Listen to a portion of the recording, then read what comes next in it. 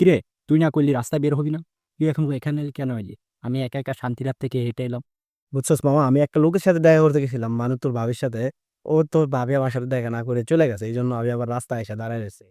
আমাদের মতো বন্ধুদের থেকে ওই একটা সামান্য একটা ২ টাকার মেয়ে এত দামি হলো যে আমার কথায় তুই রাস্তায় এলি না, তার কথায় দৌড়ে চলে এলি।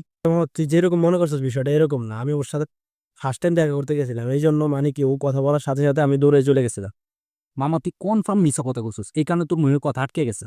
না মামা, আমি মিথ্যা কথা বলি না। ঘটনা হয়েছে কি করতে আমি এখন একটা বিড়ি খেয়ে আসছি, তো এই জন্য আমার কথাটা একটু আটকে আটকে গেছে, এই জন্য মানে কি হয়েছে। যাক মামা, তুই অনেক অজুহাত দিছিস, এখন চল বেনসন নিতে নেই। তুই আজকে বেনসন কদি চল।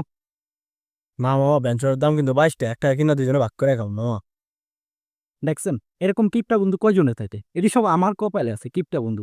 একটা বেনসন নাকি 2 জনে খাইব। শালা, যা তুই মেনিয়া কর, যা। পিয়ার আমার দাঁড়াবি না, কোনোদিন আমার দাঁড়াবি না, যা। আজকে আমার যা। শালা যা, ভাগছি ভাগ। সর, আমার বেঞ্চের টাকা বেঁচে দেবো।